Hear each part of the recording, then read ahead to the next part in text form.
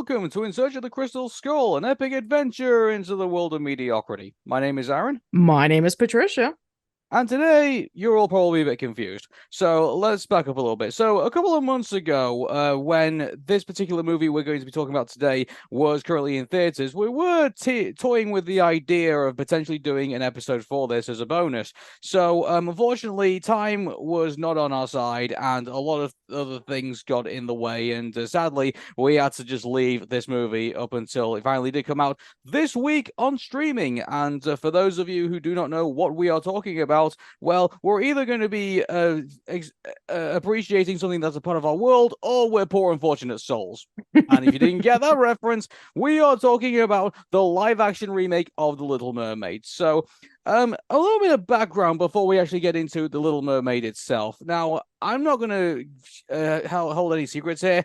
I despise the live-action remakes. I really do. I think that the ones that we've seen so far, I feel like have just left such a bad taste in my mouth that I have just really just kind of like refused to kind of go out and see any of the live action remakes or even the spin-offs for that matter, because there have been spin-offs too of some of this stuff. And I just feel that, this is a waste of my time, and we've already seen these classic stories already. The animation ones already hold up. I mean, to be honest, the animated ones, I would say, are definitely up there with The Wizard of Oz from 1939 and The Willy Wonka and the Chocolate Factory as movies that basically will stand the test of time. That's how good they are, as, the Disney Renaissance era was.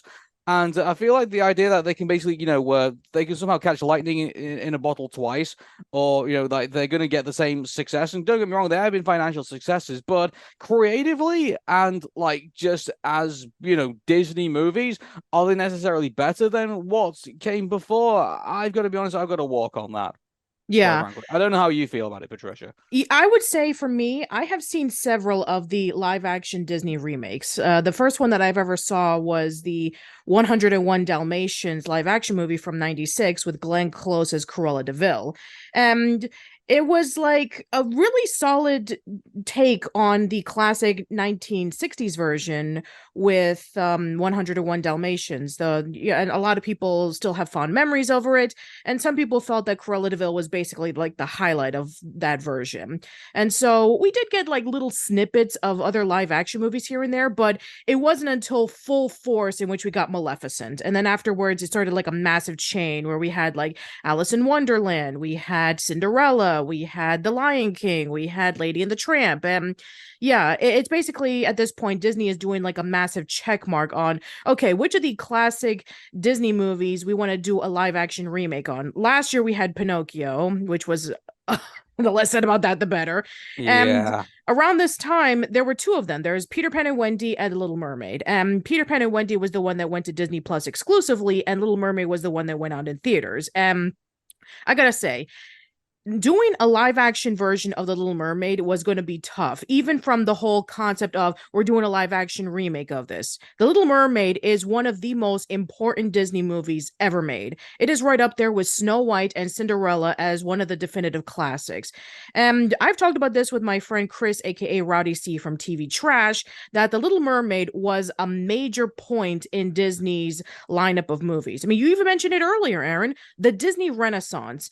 Around from the late 60s all the way up until the 80s, Disney was at a major hurdle. After Disney's death, the Disney executives and the animators were on this constant thought mind of what would Walt do? And so they decided to do movies based off of what Walt would probably do. And we had movies from Robin Hood, The Rescuers, and then we went over to various other movies throughout the 80s where they went in a different direction that, we wouldn't expect from Disney, like The Black Cauldron and Oliver and Company. And a lot of people just felt that Disney was no longer on the top bearings of entertainment for children. That is until The Little Mermaid came out in 1989 and pretty much changed everything. It went back to basics by telling a classic story based off of Hans Christian Andersen about a princess who falls in love with a guy who the twist is that princess is a mermaid and the guy that she falls in love with is a prince, but he's from the surface. And so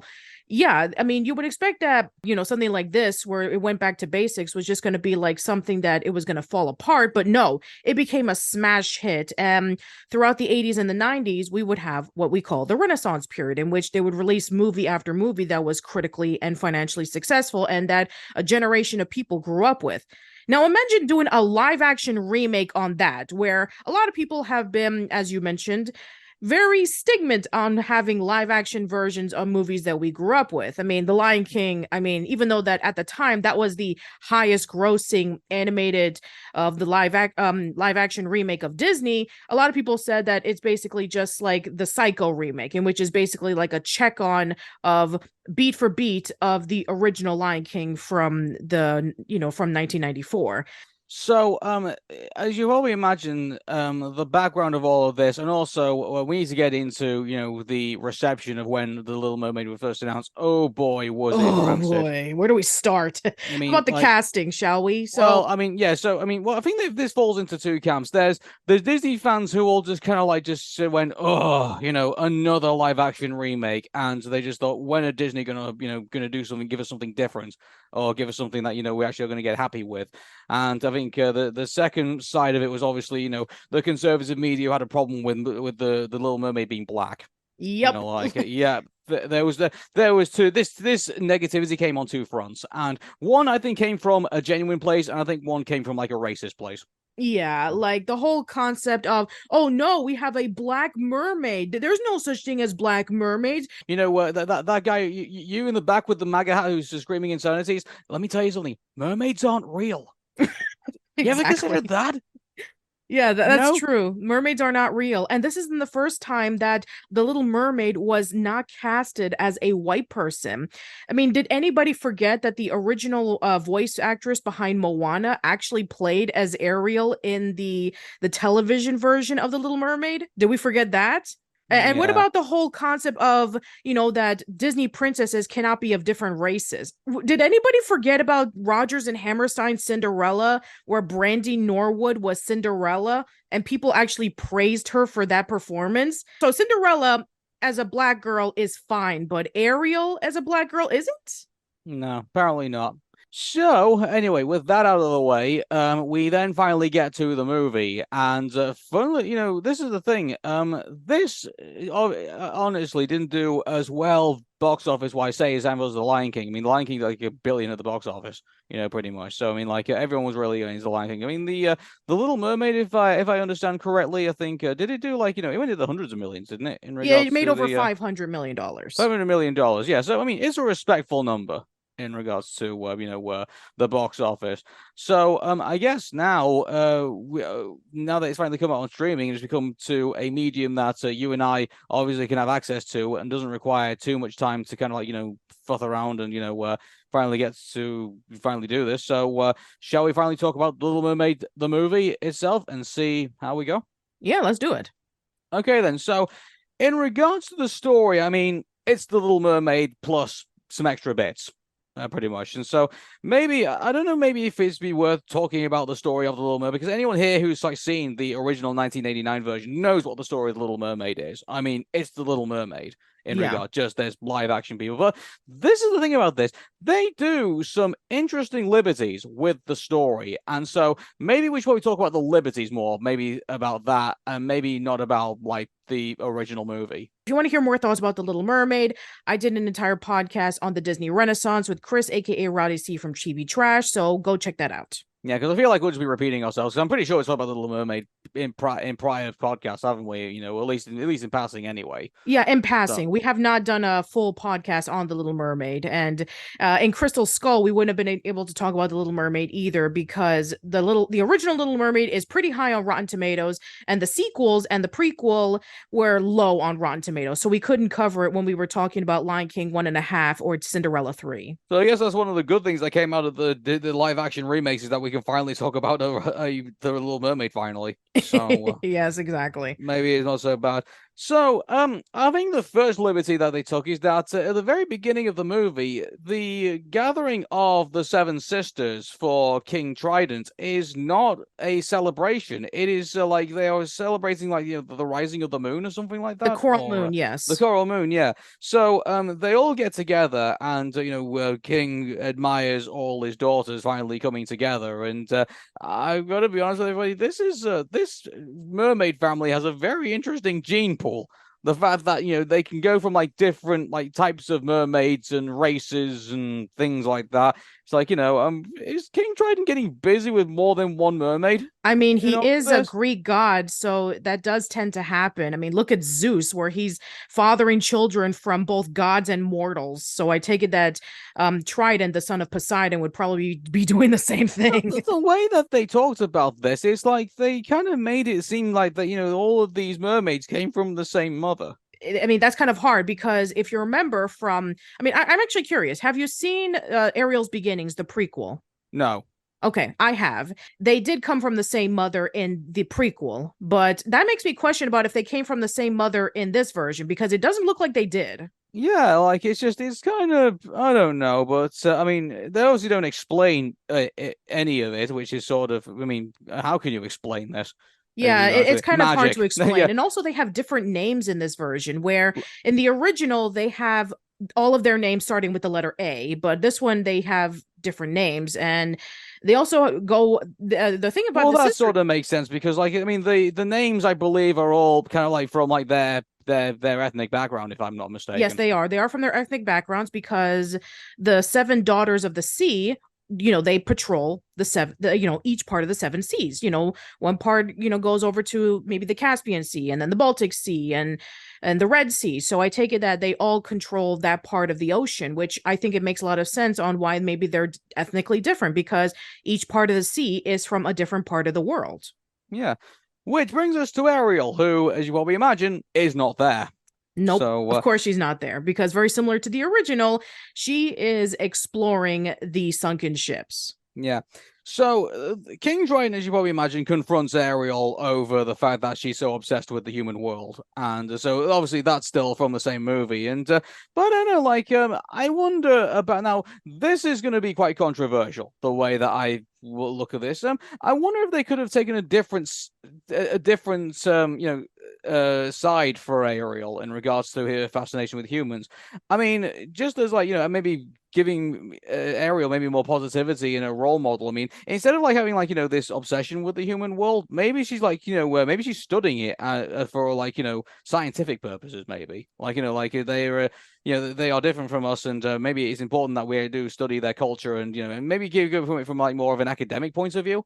Maybe in regards to a discussion with the king, because I mean, they could have. On top of that, they could have made Ariel more, sympathetic. Because what's that one guy in every disaster movie who never gets listened to? The disaster happens, and all of a sudden, like he's thrust to basically save the world. It's the scientist. Yes. Like the person who's basically saying, "Look, you might want to have a look at this because it's going to be pretty much disaster in the second act of the movie," and everyone laughs it off and says like it all like dismisses that person, says, "Oh no, you're wrong. We're going to continue with doing everything the way." Then the disaster happens, and then all of a sudden, like the science is then thrust into like saving the world. We've Mm-hmm. seen that many times before. They could have done this with Ariel, in my Yeah, and opinion. it's actually interesting because King Triton's motivation on preventing his daughters from going over to the surface is more or less the same thing of what happened in Ariel's beginnings, in which we do see Ariel's mother briefly, and she gets killed off by by the humans, and they fish her off. And I mean, even though that the motivation for that movie is that King Triton sees this as preventing singing because Ariel's mother was singing when she was captured. And so King Triton's like, no more singing in Atlantica. It could have been like an interesting take on like, okay, my wife was killed by these savages up on the surface. Nobody goes up on the surface, which makes a lot of sense because his wife was killed that way and he doesn't want his daughters to go through the same thing. Yeah. So, but anyway, we still get like the Ariel that we know from the 1989 version, pretty much. And so she also sings the same. She basically sings the same song Yeah, she does sing Part of Your Yeah. World. I mean, at this point in time, I mean, it would have been a crime if these songs would have been cut off from the movie. The music from Alan Menken and Howard Ashman are iconic. So you can't cut off the songs from the movie. But instead, they brought back the original music, and then they have new music written by Lin-Manuel Miranda. Yeah.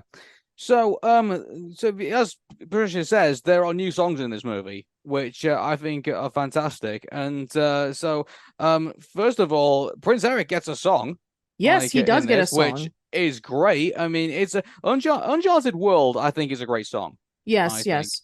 Um, I think that it was a great idea of giving Eric not only a song but also a backstory and more motivation towards his character, because we didn't get that in the original. The original Pink Prince Eric was just, some guy who loves sailing in the ocean, and he hears the song of a girl who saves his life, and then he's trying to find out if the girl that they found in the beach was the same girl. And that was pretty much it. He was just a very flat prince, and unfortunately a lot of the princes at that time period they didn't have a lot of development or personality.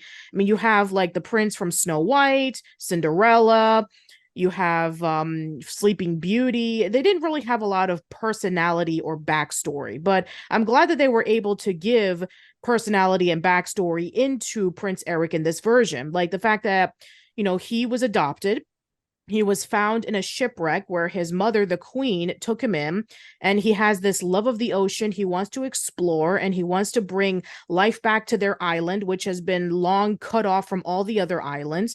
And he doesn't want to be stuck in the palace like his father was, where he basically just rules everything and doesn't interact with anybody. He wants to be out there.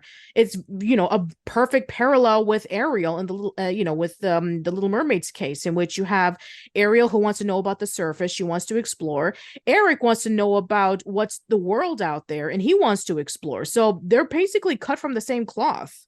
Yeah, and so they give Eric the same sort of song that Ariel has, which I think, is great because you get to see both perspectives of the relationship. It is a brilliant addition.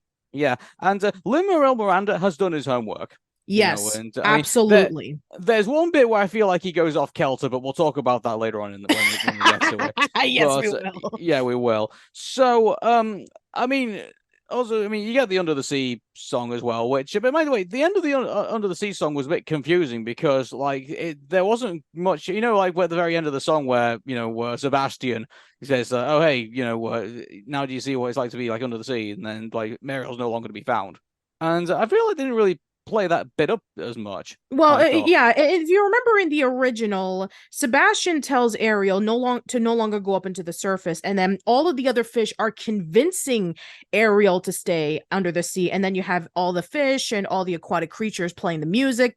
Well, in this one, both Sebastian and Ariel are singing it, which is like, okay, is it supposed to be a take on Ariel is singing along, but she's trying to lure Sebastian into being distracted with the song of Under the Sea, and then eventually she goes away? I think that's what they were trying to go for. Yeah, I think they were trying to go for, but I don't think they executed it all that well. I agree. It's I really like the fact that Ariel was included in the song of Under the Sea, because that's one of the few songs that she doesn't sing. But yeah, on context, it doesn't really make that much sense, because it looks like she's enjoying being under the sea when she's singing along with Sebastian. Yeah, but it's kind of yeah, weird. that's weird. It's kind of like, do you remember the scene in probably one of the worst Dexter's Laboratory episodes, like when he raps about Santa Claus not being real. Oh God. And then Dee Dee, it's kind of like Dee Dee joining in with that song when you think about it. Yeah, exactly. Dexter's rapping about how the dad is dressed up as Santa Claus, and that the car is the sleigh, and that mom dresses up as the reindeer. Imagine if Dee Dee sung along to it. Yeah, it's kind of like that. It kind of makes not much sense to Ariel to kind of join along with the song. Like I said before, unless if she's trying to trick Sebastian into singing along to Under the Sea, and then we see her going away. I mean, that's what happened in the original, where we have Flounder, who comes in during the middle of the song. He whispers to Ariel about finding Prince Eric's statue in the grotto, and then she leaves while everybody else is still performing. We could have had that scene. Yeah. So yeah, that bit where it basically happens, and so I mean, this is the thing. Like, even when the original songs kept in, I mean, they do some justice for them. I do believe so. Like, Yes. they do do them really well. And you also forgive me, Patricia. I can't remember what our next bit of it was. Well, I mean, After after after this, if that. you remember, where we have Ariel seeing the fireworks, and it's Prince Eric's birthday, and they're celebrating, and they actually sing the song that was featured in the first movie, if you remember. In the original movie, they actually start off with the pirates singing off about, being in the ocean. They start off with a sea shanty, and that's how it was in the beginning. But in this one, they actually sing it during Prince Eric's birthday, and Well, then of course, these aren't are they pirates in the original movie, or oh were no, they're they? sailors. I'm They're sorry, they're sailors. Yeah, the sailors. sailors. Yeah. They're So. sailors, but they're singing a sea shanty.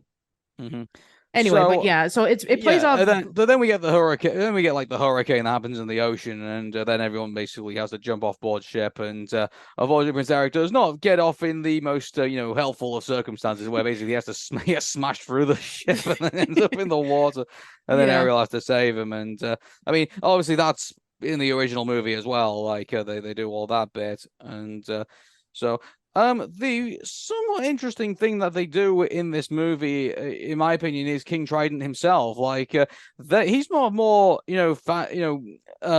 presence in this film than he was in the original movie. Yeah, he And is. He is yeah, he is a lot more present in this they do film. really try and give him some character, and I don't know. I would have gone further with Triton. Like, I would say that he's a king that is so worried about like his kingdom and stuff like that, because like all the humans are doing that. He kind of goes a bit off kilter. He kind of goes a bit off the rails. So like he's giving commands that some of the mermen and mermaids are all kind of questioning. Why are you doing this? Like, this isn't helpful for us at all. Like, I kind of I'm kind of go mad with power a little bit, really. And then because there's one bit in the fallout that they have between King Triton and Ariel where the king smashes up all the stuff, and then in one moment in the movie, Sebastian is in the point of fire, and then King Triton basically fires his trident and blows the statue up with nearly taking out Sebastian in the process. Obviously, we get the same thing. Ariel goes off in a huff. Everything that goes on, like she's really unhappy about all of what's just had taken place. But in that situation, like I would have had a confrontation scene where where Ariel looks like she's about to like, break down and cry, but at the same time, like she takes one peek at Sebastian, being helped up maybe, and then she goes and confronts Triton and says, "You know what? You're losing your mind over this. You say I'm obsessed with humans. You're far more obsessed with them than I am. You nearly killed Sebastian." Blowing up all this stuff because of your hatred of humans, and like that. And I would have had like more of a confrontation of that. Maybe have King Triton thinking about what he's just done.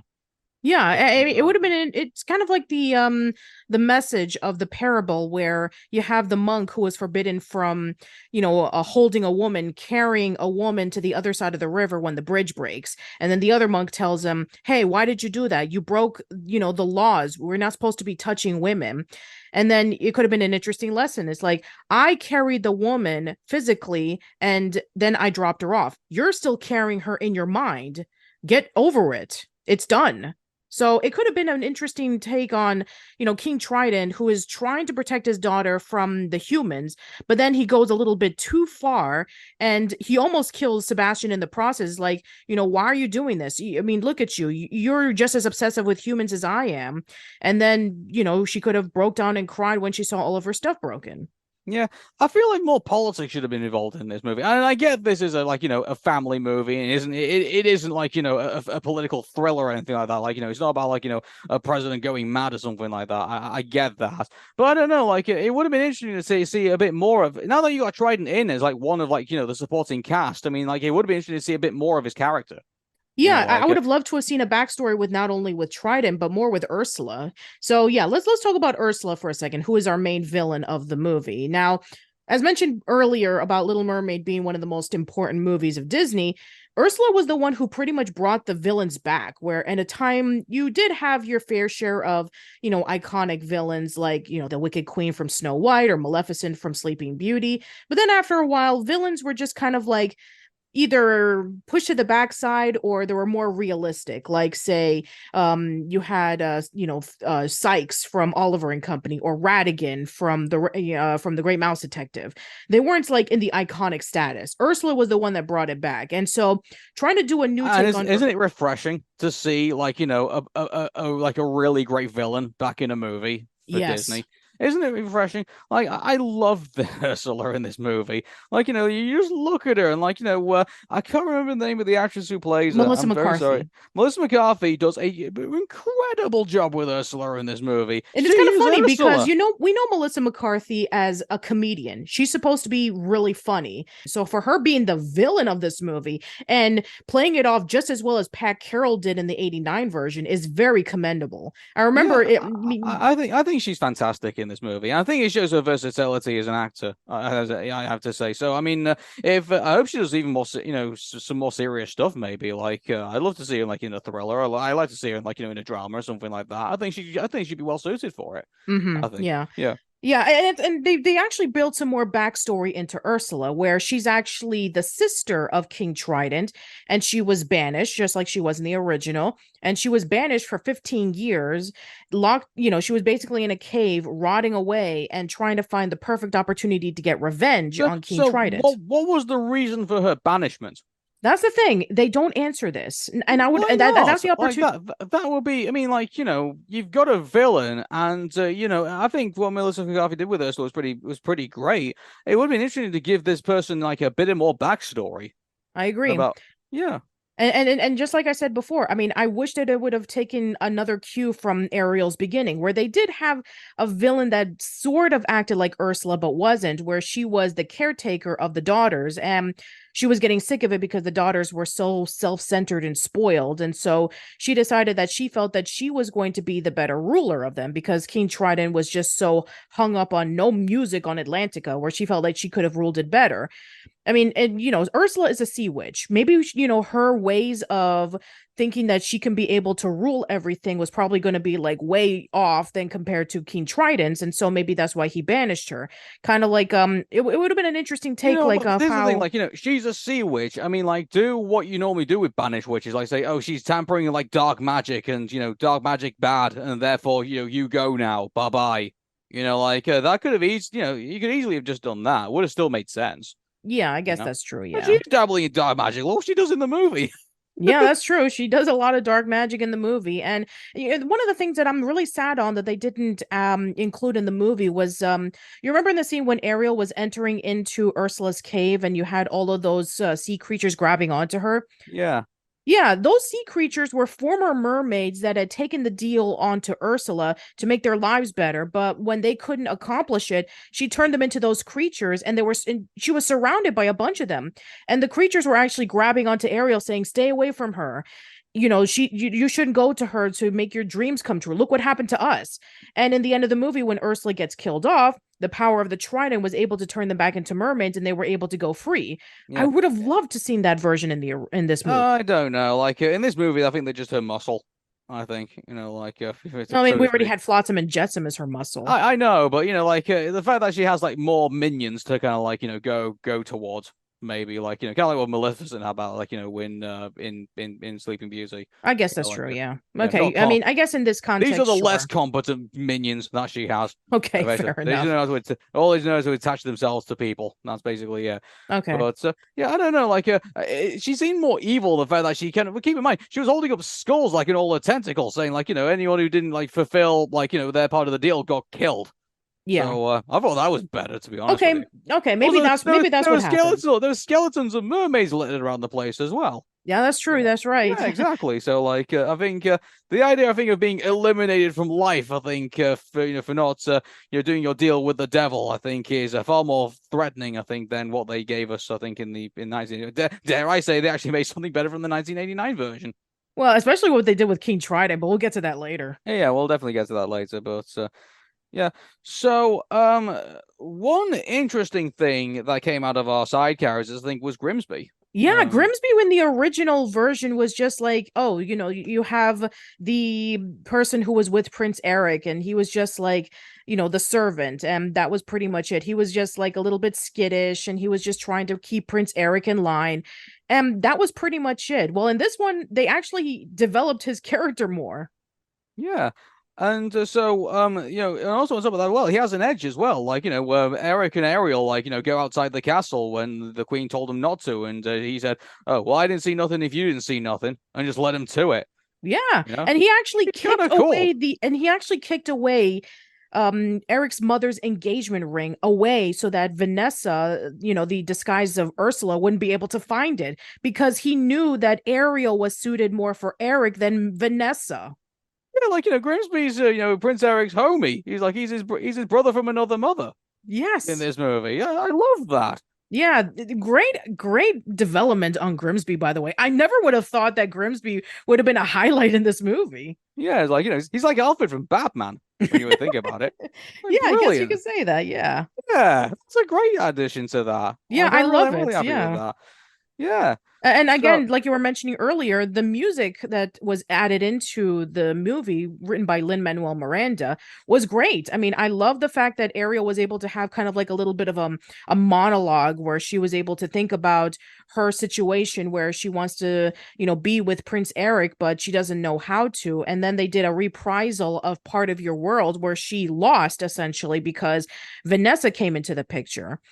mhm. And yeah, I just Oh yeah, thought well, that before we get to that bit, I mean, we have to talk about like probably like the weaker song out of all of this, and Scuttlebutt, yeah. Scuttle gets a rap number, which is like that's very 90s in my Well, opinion. it's not very 90s. It's very Hamilton.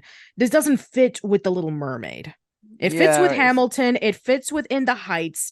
It does not fit with The yeah, Little but Mermaid. Hamilton had that like vibe to it, like so it made sense to have those numbers. In this Exactly. context, it didn't. It did not. Yeah, you're right. Yeah, Because, in this, it yeah, reminds me of like when like remember Batty from like Fungoli, like it kind of reminds me of when Robin Williams starts rapping, or yeah, like my like name is Batty. I the have a little. yeah, like every cartoon like within like the 90s had to have like some kind of like rapping you know cartoon character. Yeah, because Effectively, it's rap was like essentially like the cool and hip yeah, genre. it was like it was the Yo Yogi generation. Oh, I don't say God. that. Why I did you don't have to say bring that up? I don't say that with any pride whatsoever. But that was what cartoons were somewhat like at the time. That weren't Renaissance era, Disney cartoons. But I Yeah, digress. and yeah, like I said before, the newer songs that they were able to add into it made a lot of sense because, with Prince Eric's song, it's his version of Part of Your World. With the new song that Ariel was able to sing when she first got into the surface, made a lot of sense with her monologuing. It reminded me of Satisfied from Hamilton, and also a lot of the reprisals made a lot of sense as well because they're iconic at this point. Having them removed was going to be a sin. I mean, they did remove one song from the movie, and that was Les Poissons, which is the song that the chef would sing when Sebastian was in the kitchen and he was trying to get away from being found and being stuffed into, stuff with stuffing and being served Oh, as into dinner. it, yeah, like basically turned into like what's it called? Like not a macaroni. That's what was it? Yeah, What he was it was called? stuffed crab. Oh, stuffed crab, yeah. So I mean, we didn't get that scene, so I mean, there was no reason for that number, Yeah, effectively. and there was no So chef character either, and there was no no, crazy wacky chase scene with Sebastian and the chef. So yeah, we didn't have any of that. yeah. In regards to the way that the thing looks like, thankfully we're not playing Count the Dicks in this movie. Like, Oh my God. nothing looks too phallic in this, It's true. in That the is world. very true. Nothing looked too phallic in this movie. And Yeah. if you younger kids who are wondering what we're talking about, go look at the original VHS tape from the 90s and you'll know what we're talking about. Yeah, exactly. So, I And mean, also yeah, there's no priest that may be quote unquote having an erection, which I know that which is supposed to be his knee. I Yeah, know we it's supposed get to that. be his knees, but come on, it makes Yeah, it look like it's a dick. maybe in Beetlejuice, maybe it probably would be his knees, but not in this. But Yeah, yeah. We're especially in the scene I'm in talking which about the when animated series, not the live action one as yeah, well. I know what So you're talking about, not the yeah, I know. yeah. So, I mean, the one thing I would say, I think those are all the positives I think of the movie. I mean, I don't know if you can think of any others, Let me try to that think. not like the ones that we were originally seen in the 1989s, but like some that took like creative liberties and actually were really good. I guess the King Triton scene when we thought he was dead. I mean, I guess Oh yeah, that was that was awesome. By shocking. the way, that was It was like, awesome. what the? He killed him? It's like, well, Yeah. what are they gonna do? It's like, he's. I thought at one point, like, when Ariel was gonna grab the Triton, I thought, what? Is she gonna become Queen of the Sea or I something? mean, that Like, wouldn't make a lot of sense considering she's the youngest, so it'd probably be one of her older sisters. yeah, I thought so, but like, imagine if that. I mean, they cop out on that, by the way. Like, Ariel grabs the Trident and like brings him back to life. Like, he just reconstructs himself and like from the ash that he turned I into. mean, But again, it's whatever. taken from the original in which the Triton was able to restore everybody. So yeah, Yeah, but I mean, like, he didn't turn into like a creature. Like he just died. yeah, he Yeah, died. He turned into yeah, ash when the electric eels shocked him. yeah. That was That that. death Yeah, was awesome, by the way. I yeah. that was a great liberty that We they took. weren't expecting that whatsoever. It's like he No, dies. yeah, It's like what? that It's was like awesome. I really was surprised that they were able to go that far. the final third packs in quite. Actually, there are some more positivities actually going there. The final third actually is really good.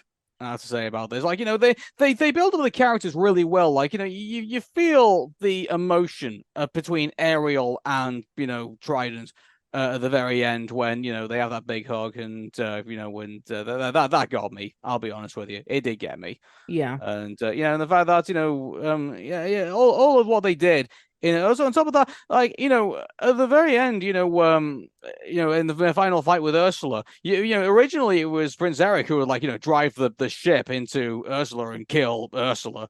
And but no, it's Ariel herself actually does the damage. By the way, which is warranted because this person murdered her father. So like yeah, that she's gonna run that bitch through. You know what I'm Yeah. saying?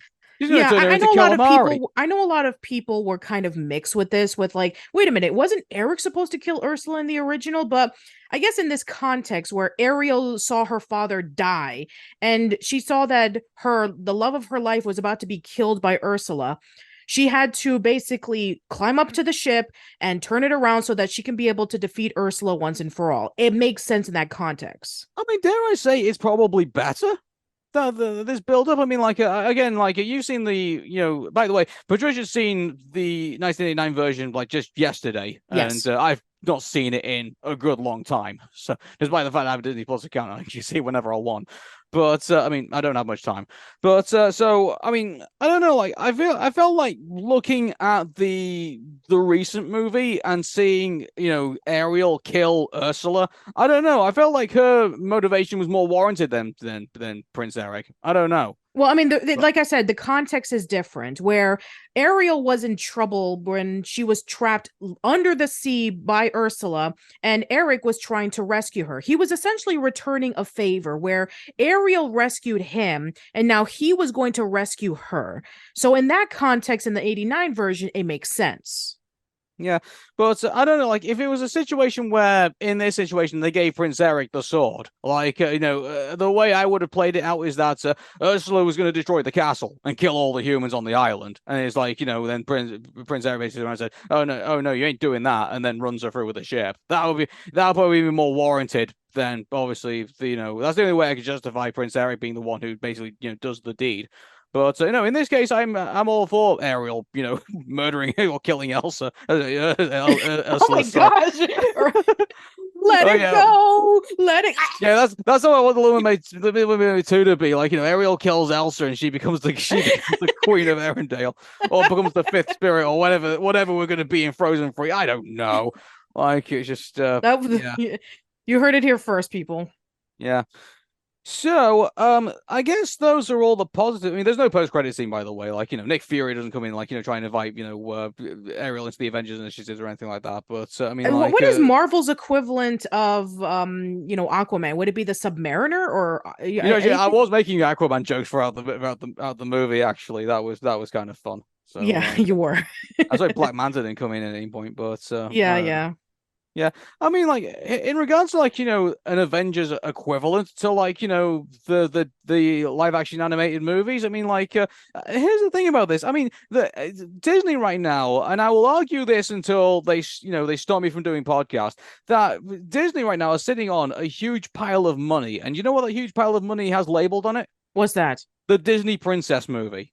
You Mm. bring, that's the one good thing that came out of Ralph Breaks the Internet. The I fact agree. that, That was yeah, probably like my favorite scene of the entire movie it, wa- was it was being Vanellope meeting up with the Disney it was princesses. talked about for months after the movie first came out, and like people were like saying, "Oh, this just watch this bit. This is the best bit of the movie," and everybody And we saw the agreed. movie and we agree. Exactly, yeah. It's like, I don't know if Disney just worried because obviously Ralph Breaks the Internet didn't do all that well, and so they just kind of sit in their heads like saying, "Oh, well, the Disney princess movie might not do well." It's like, no, it will. Like, just isolate Ralph out of the equation and like the movie franchise. Do a movie where you bring all the Disney princesses together, and that I guarantee you would break 1 billion at the I box agree. office. Yeah, bring in Snow White, Cinderella, Aurora, Princess Jasmine, Merida, Ariel, Belle, Princess Tiana. Bring every single princess that you've ever done, put them together, and have them fight off a major adversary. I don't know who the adversary would be, but just do it. Chernabog from Fantasia. I think, Perfect. yeah, Movie. like big massive devil guy, like wants to destroy the Disney world. Like will burn it all down to cinders if he has to. The Disney princesses save the day. You know, Yes. Seriously, Disney, do this movie. You'll make money. yeah, like seriously, like we'll give you our email addresses if you want, and we can write it for you. But Yeah, yeah, like yeah, exactly. just pay, Yeah. just pay us what we asked for, and we won't go on strike again. So yeah.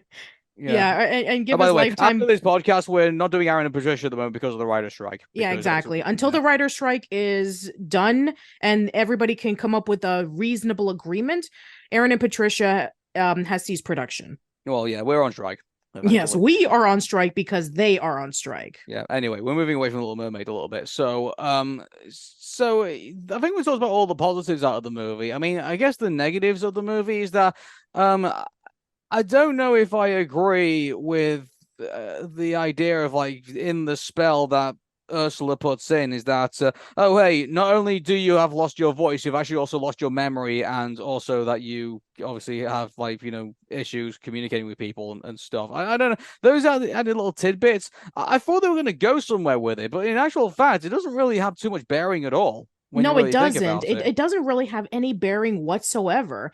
It almost kind of reminded me of Cinderella 3, in which everybody, with the exception of Cinderella, forgot about the events of what happened because Lady Tremaine got the wand from the fairy godmother. And so she had to like basically, make the prince fall in love with her all over again. In fact, I think they even did a reversal. You remember when in the original 89 version, Prince Eric was under the spell from Vanessa/Ursula, thinking that that was the girl who rescued him from the sea, and they were going to get married and stuff like that. She put a spell on him, but I guess in this case he put Ursula put the spell on her, and then Eric didn't get anything. Yeah, like I don't know. It's. I mean, the fact that I think that it was enough that he thought Vanessa saved his life. I think that was enough to like kind of get going. And also, Prince Eric had doubts in his mind because he'd fallen in love with Ariel, but then he's got Vanessa who he thinks saved his life. So he was in that bind. Effectively, it's like a soap opera when you really think about it. Yeah, So again, this is a great change because we have Eric who spent 2 days with Ariel and started to fall in love with her, but he knows that maybe this couldn't be the girl because she doesn't know how to speak. And the one who saved his life was the one who sang that beautiful song. And so when Vanessa comes over and she has the beautiful voice and she claims that she rescued him, he doesn't really love her. In the original, he was brainwashed and hypnotized, thinking that this was the girl and they were going to get married just for one more obstacle to Ariel to overcome. But in this case, Eric is like, no, maybe I'm kind of doubting if I even love Vanessa, even though that's the beautiful girl I've been searching for all this time. And she's the one who saved my life. And she's the one with the beautiful voice. No, maybe I love Ariel. And Grimsby tells her this, tells him the same thing. It's like, you've been looking for this dream girl, but maybe the dream girl you've been looking for is right in front of you this whole time. yeah, actually, that's a shout out to Grimsby, by the way, in this movie. He doesn't pussyfoot around it. He basically says, "No, this is the woman you love. You love. Do that. Yeah, and they Don't did do do this this." in the original as well, but again, it was null and void because Vanessa/Ursula, basically brainwashed him with her magic. Yeah, so I mean, there's that, but still, cool.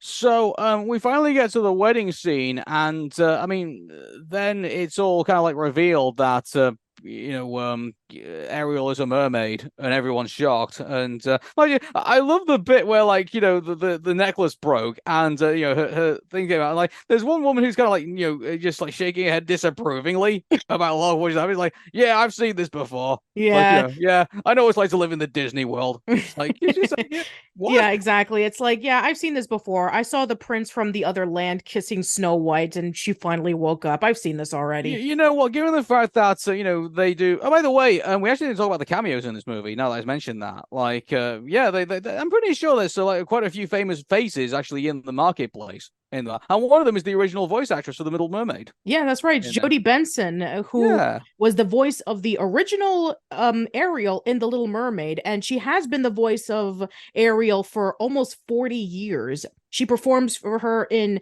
various video games, in the sequel and the prequel of the Disney the Disney sequels. She's also been in a few episodes of Sophia the First. She's provided her voice for the Disney attraction. So yeah, she still voices as Ariel to this day. Hey, it's a good gig, isn't it?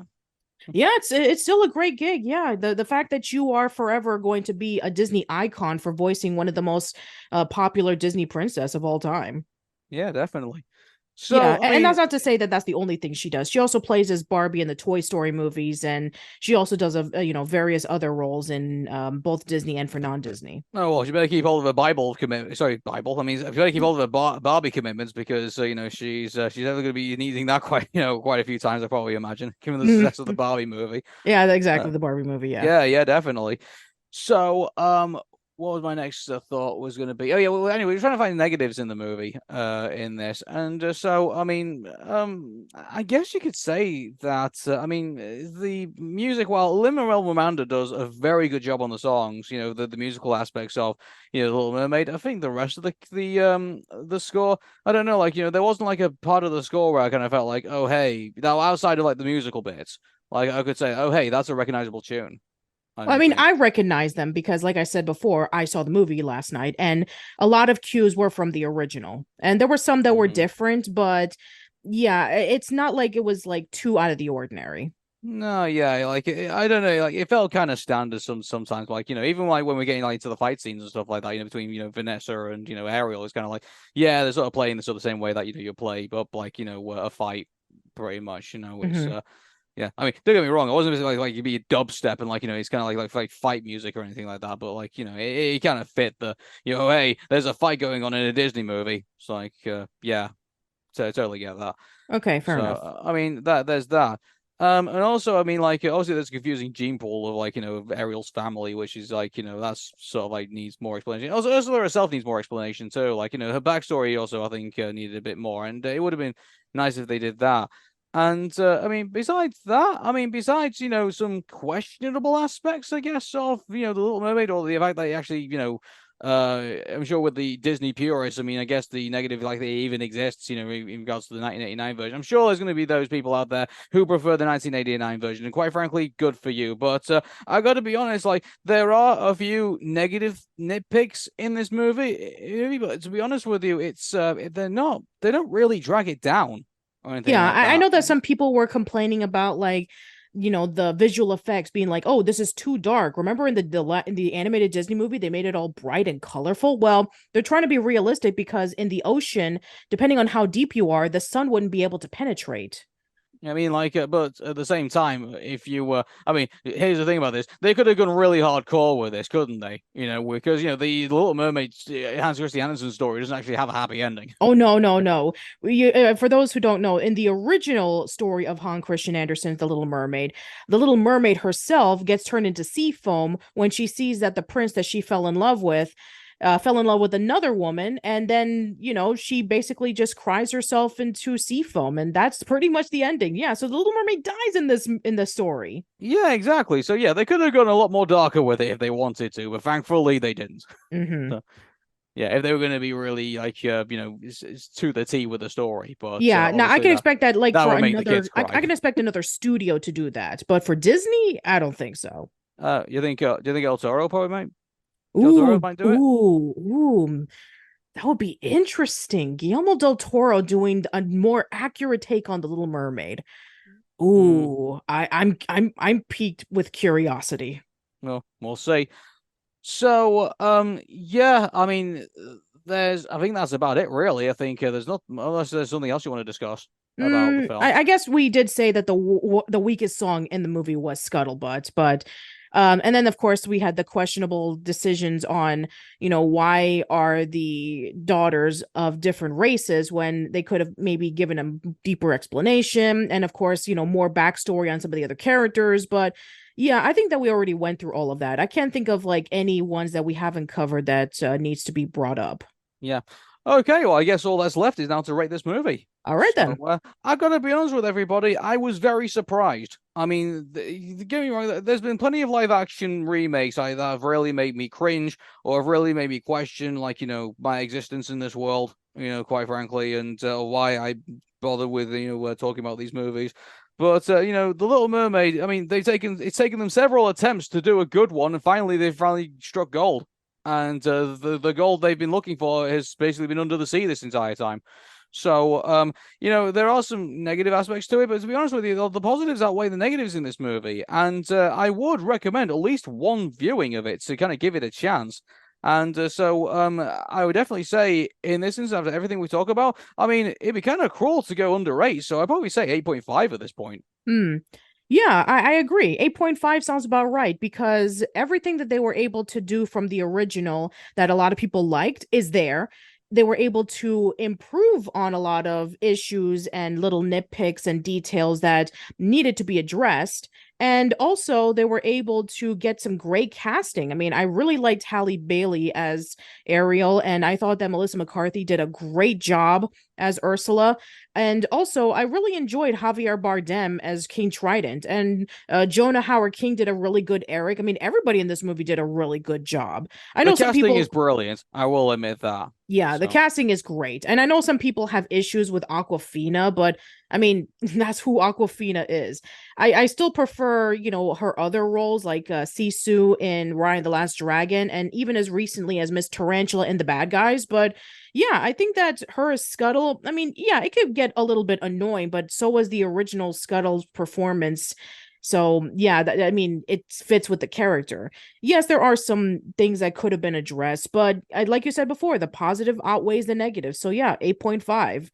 Go check this out. If you've heard people having negative reactions to it, it's not as bad as you think it is. I mean, I'd say this is probably one of the better live action Disney Yeah, remakes. don't get me wrong. Like, if I had to be choose between the 1989 version and the 2023 version, I mean, out of nostalgia, I'll always pick the 1989 version. Of course, I will. But Yeah. that doesn't necessarily mean that this is a bad movie, or dare I even No. say it's a mediocre movie either. There actually is something good in here that you actually find. Like, dare I say that, and also the side characters in this movie they've actually done, dare I say, better than the 1989 version Mm-hmm. as Yeah. well. Yeah, Yeah, like we this is. said, Grimsby is great. It's not a fantastic movie by any stretch of the mind. I mean, there's some really fantastic movies in the Disney collection, and but this is a good movie. There's nothing wrong here, besides some of the wrong things that we have pointed out. But again, they're not bad. They're not terrible things that have happened in this movie. There are great things that have happened in this movie, and it is worth a watch. Yeah, I do agree. I can't believe I'm saying that about Disney live action remake. What's happening with me? What's wrong with me? Maybe Oh. they're hearing your complaints and maybe they're listening to it and getting better. You know what? If they're listening to feedback from the other movies, that's great.